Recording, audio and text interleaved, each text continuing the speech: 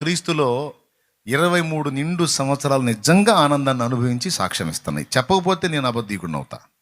నా ప్రభు రెక్కల నీడలో ఎంతో స్వాంతన పొందా, ఎంతో ఆదరణ పొందా, ఎంతో ఆనందం పొందా. నిజం. ఎవడినో రమ్మని, మరి లోకంలో ఎవడినో రమ్మని, నేను పొందిన ఆనందం ఎవడు పొందాడు రమ్మని.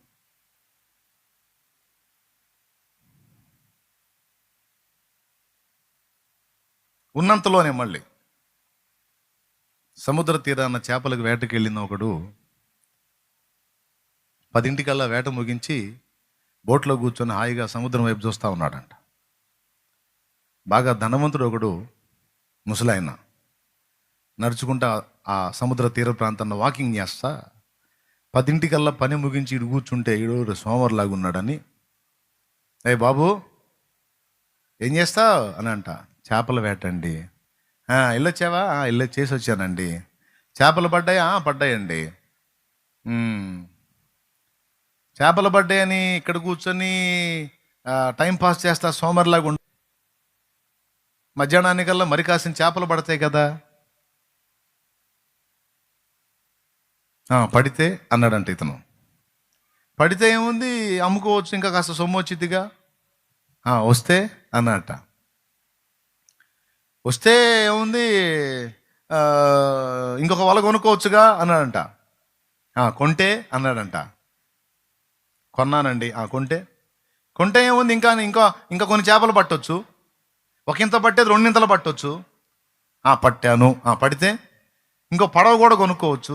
కొన్నాను. కొంటే 2 పడవలు, దాని మీద పనోళ్ళు, వలలు, ఫుల్ సౌండ్. వచ్చింది. వస్తే ఇంకా 2 కొనవచ్చు. కొంటే ఇంకా 4 కొనవచ్చు. కొంటే బాగా ధనవంతుడే కావచ్చు. అయితే ఆ తర్వాత హాయిగా జీవితాన్ని అనుభవించవచ్చు అన్నాడట. సార్, మీరు చెప్పిన పనులన్నీ చేసి మీరు ఇట్లా అయిపోయారు. మీరు చెప్పిన పనులన్నీ చేసి మీరు ఇట్లా అయిపోయారు. నన్ను కూడా అంతే చేయమంటున్నారు. ఇప్పుడు మీరు చెప్పినట్లు నేను దేవుడు నాకు ఇచ్చిన ఆయుష్కాలం అంతా సంపాదన కోసం తినాలి, తాగాలి, సుఖించాలని లైఫ్ అంతా ఆర్జించడం కోసమే నేను పెడితే, చివరికి నేను మీరు చెప్పిన పొజిషన్కి వచ్చేటప్పటికి ఇప్పుడు మీరు ఏ ప్లేస్లో ఏ పొజిషన్లో ఉన్నారో ఆ పొజిషన్కి నేను వస్తా. ఆ తర్వాత మీరేమన్నారు, కూర్చొని సంతోషించవచ్చు, ఆనందించవచ్చు అన్నారు. అంతా అయిపోయినాక అవన్నీ నేను పొందాలంటే పొందలేను. కానీ ఏ రోజుకి ఆ రోజు నా ప్రభువుకి ప్రార్థన చేసుకుంటే ఏ రోజుకి ఆ రోజు నాకు కావాల్సిన ఆహారం ఇస్తున్నాడు. ఇచ్చిన దాంతో తృప్తి చెంది ఎప్పుడో సావుకు వచ్చినప్పుడు పొందే సుఖమేదో